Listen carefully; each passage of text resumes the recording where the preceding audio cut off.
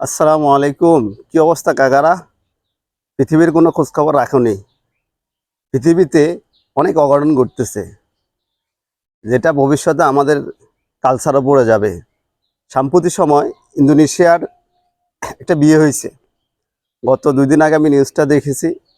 Indonesia একটা বিয়ে হয়েছে। সেই বিয়েতে 12 দিন পরে ছেলে নাকি জানতে পারলো মেয়ে নাকি ছেলে। 12 দিন পরে বর জানতে পারলো মেয়ে নাকি ছেলে। ঘটনাটা কি ঘটছে তোমরা এবার চিন্তা করো। একটা ছেলে মেয়ে এসে যে তার সাথে ফেসবুকে রিলেশন করছে, তার সাথে দেখা করছে বোরকা পরে, হ্যাঁ, তার সাথে অলরেডি রিলেশন চালায় গেছে।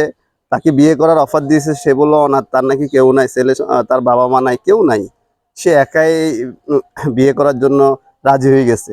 তো সর্বোপরি যখন বিয়ে হয়েছিল, বিয়ের 12 দিন পরে নাকি সেই ছেলেটা জানতে পারলে ও হচ্ছে এই কি জানি বলে, ও হচ্ছে মেয়ে।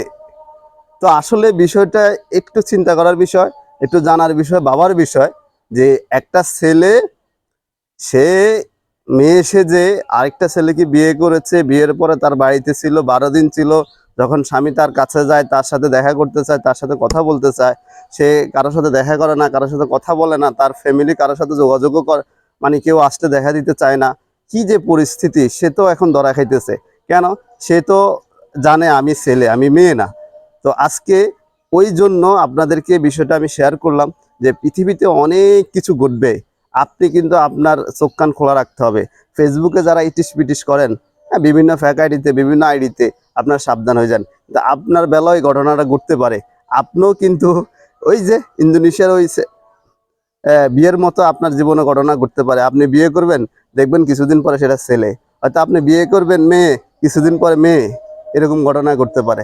তো যাই হোক, সবাই সাবধান হয়ে যান, সবাই ভালো থাকেন, দেশের খোঁজখবর রাখেন, যে যে জায়গা থেকে পরিস্থিতিটা নিয়ন্ত্রণে রাখেন। আবারও কথা হবে, আবারও কোনো বিষয় নিয়ে। সবাই সুস্থ থাকেন। আল্লাহ হাফেজ। আসসালামু আলাইকুম।